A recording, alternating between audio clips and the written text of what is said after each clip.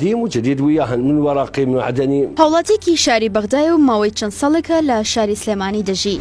ئارەزوویەکی زۆری بۆ کۆکردنەوەی پارە و پولی کۆن و مێژووی هەیە. بە ئاوارەی چۆتە سلێمانی و دەڵێ ناگەڕێمەوە بەغدا. ما أرجع لبغداد، صار شغلي هنا وعملي هنا وبيتي هنا، أولادي هنا كملوا دراسة وتزوجوا هنا والحمد لله. حاجی نەسیف هەوڵاتێکی شاری بەغدایە و بەهۆی بارودۆخی ناهەمواری ساڵانی سەرەتای دوای ڕووخانی بەعەز لە 2003 با ناچاری خۆی و ماڵ و مناڵی چۆتە شاری سلێمانی بۆ ژیانکردن. ئەو دەڵێت لە ساڵی 2007ەوە لە شاری سلێمانی گیرسەونەتەوە و بار و گوزەرانیان بەڕێ دەکەن. دەژڵێت مناڵەکانیان لە سلێمانی خوێندنیان تەواو کرد. ئێستا شکار و پیشەی خۆی و ماڵ و مناڵی هەمویان لە سلێمانیە و لەو شارە نیشتەجێ بوون و کوڕ و کچەکانیشی هەر لە سلێمانی هاوسەرگیریان کردووە. وتیشی بڕیاری داوە تەنها بۆ سەردانیکردنی ماڵە خزم و کەسوکاریان بچنەوە بۆ بەغدا نەک بۆ ژیانکردن.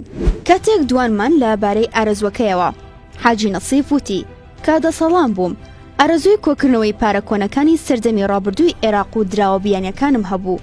دەتوانم بڵم لە ساڵی 1970ەوە کاری لەسەر دەکەم. سەرەتای دەستپێکی ئارەزوەکەم لە چەند دراوێکی دێرین و کۆنەوە دەستی پێکرد کە هی باوکم بوو. دواتر بەشێکی زۆری ئەو دراوە مێژی و کۆنانم کڕیوەتەوە. داواشم لە خزم و دۆستان ئەکرد کاتێک لە گەشت دێنەوە پارەی کۆنم بە دیاری بۆ بێنن. دەشڵێت دراوی کۆنی زۆربەی وڵاتانی جیهانی هەیە کە بەشێکی باشی پارەی کۆنی عێراقین هی سەردەمی پاشایەتی و کۆنترینیش ئانە و فلسا. بەشداری کردووە لە چەندین چالاکی و پێشەنگا و نمایشی مۆزەخانە و گروپی هاوشێوەی ئارەزوومەندی خۆی. لە پاڵ ئارەزووی کۆکردنەوەی پارە کۆنەکان پولی زۆر کۆنیشی هەیە کە چەندین ئەلبومە و زۆر دڵی پێیان خۆشە و ماوە بە باشی پاکیان دەکاتەوە. دەژڵێت بازرگانی یان کڕین و فرۆشتن بۆ پارە کۆنانەوە ناکات، بەڵکو لای ئەو تەنها ئارەزوو و خۆشەویستی زۆر گەورەی بووی هەیە، هاوشێوەی خۆشەویستی بۆ هاوسەرەکەی.